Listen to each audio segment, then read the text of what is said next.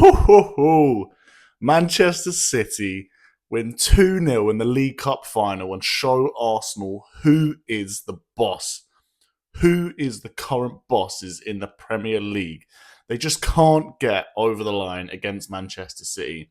We're like a ghost haunting them on their shoulder everywhere they go. Still trophyless Arsenal, and Manchester City win their first trophy since the 2024 Premier League title. And wow, it feels good to be lifting a trophy again. Manchester City have done it against their arch rivals, and we're going to run through the key points and key happenings of the game, and also I'll take you through who's been having a good game and who's got a bit of work to improve on, and also what this means going forward for the rest of the season coming back after the international break. The first thing we have to talk about is Nico O'Reilly. Gary Neville said in commentary, this will be known as the Nico O'Reilly final, and he's absolutely spot on. 2 goals from the young lad, winning us the cup. 2 headers, in fact, 2 very similar goals. The first one coming from a mistake from Kepa, who I was saying should not have been starting this game. Why did Arsenal not just play David Raya, their best keeper? They need a trophy. But no, let's go and play Kepa, who's not a very good keeper. And it comes back to bite them. Now, for the record, I was saying the same thing about James Trafford and Donnarumma. I don't think the gap is quite as big between those two. I think James Trafford is a much better goalkeeper than Kepa. But I was still asking for Donnarumma to be playing. But lo and behold, James Trafford had a very, very good game and made an amazing triple save in the first few minutes to keep the game at 0-0. But back to the goal. Nico O'Reilly sneaks in from a mistake from Kepa, and it's 1-0 in the 60th minute. And from about the 20th minute till around that point, City were really putting pressure on Arsenal. And we got what we deserved. We forced a mistake from the keeper inadvertently, and lo and behold, 3, 4, 5 minutes later, some brilliant play down the right hand side from Rodri and Mateus Nunes, who I've been known to be hugely criticised throughout this season and last season and his whole time at the club. But he puts in a lovely, lovely clipped ball to the back post, and Nico O'Reilly steams in for number 2. And at that point, the whole stadium, the whole world, everyone watching the game knew it was game over. Cherky was doing keepy-ups 5 minutes after that. He was taking the piss because he knew that Arsenal, they never got out of. They never threatened at all, other than that first sort of 10, 15 minutes. They never threatened at all. They really sunk into their shell, they did. They let City dominate the game, and City took that with open arms, completely dominated. And Arsenal barely had a sniff in the second half. Well, they did hit the post a couple times, but they were sort of half chances at best. And they weren't clinical enough to get it done. But yeah, Nico O'Reilly, we're talking about one of the best young players in the league, in the world at the minute. He has the argument to be our player of the season, to be honest. He's been solid the whole way through, and now he's earned his stripes in a big final, and I think that he's earned the respect of a lot of people who wouldn't have previously given it to him now.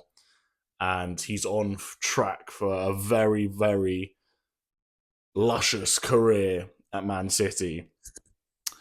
I mean, yeah, big performances all around. I mean, people we have to mention is the back two, the centre-back partnership, Kusanov and Ake, who you wouldn't necessarily think are the first choice centre-backs for City. No Mark Gahey today, and Ruben Dias picking up an injury whenever we played our last game meant that Ake and Kusanov had to play together. Kusanov is really emerging as one of the best young centre-backs in the world at the minute. His pace is absolutely frightening for attackers, and his physical ability and his tackling is second to none. I mean, this guy is imperious at the back, and he's got a bit of a bad name for himself because he had a bad debut where he messed up and gave a goal away against Chelsea straight away. But since then, I've been seeing the signs in this guy. I've been raving about Kusanov. I've been praising him, and now big performance in a big final just to add to his bag at the minute. And even Nathan Ake, a little bit of a shaky moment at the start, but he really grew into the game and again became imperious. He was winning headers. He was dominating Arsenal's attackers. A really strong performance from him.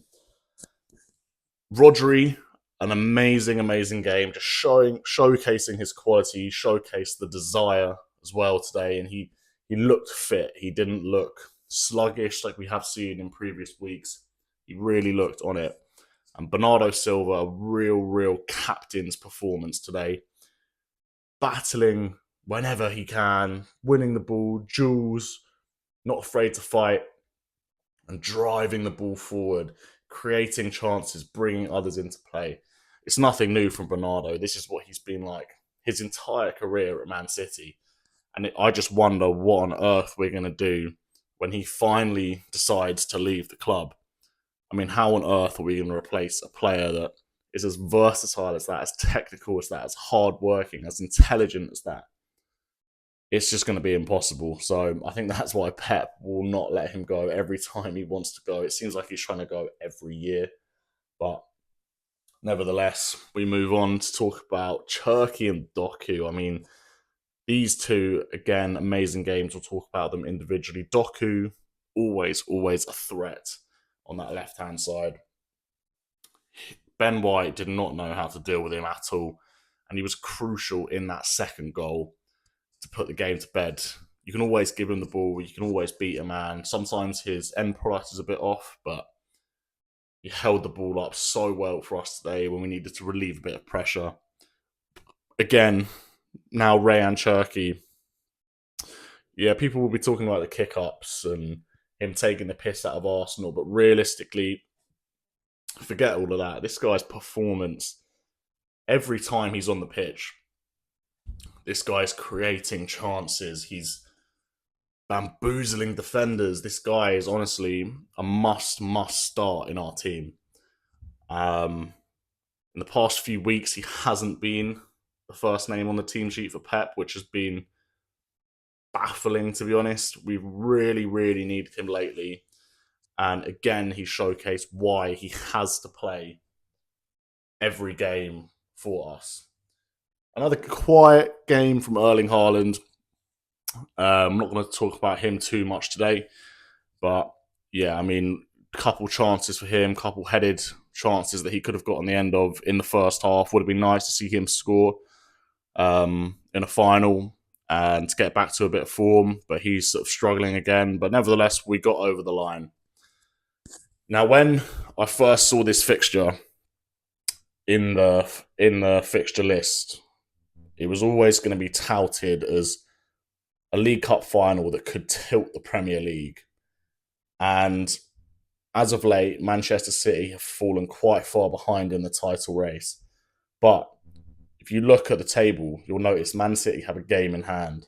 And also, the Arsenal have to come to the Etihad in about a month's time. Therefore, if City win both of those games, that closes the gap to only 3 points. Now, do I think this City team can go on and win every game remaining in the Prem? I'm not sure. But will Arsenal? I don't think so. So, we will have to see how it plays out. But for now, I'm just going to be enjoying that Carabao Cup, League Cup that we just took from Arsenal. We can celebrate now. Let me know what you thought of the game in the comments below. Take care.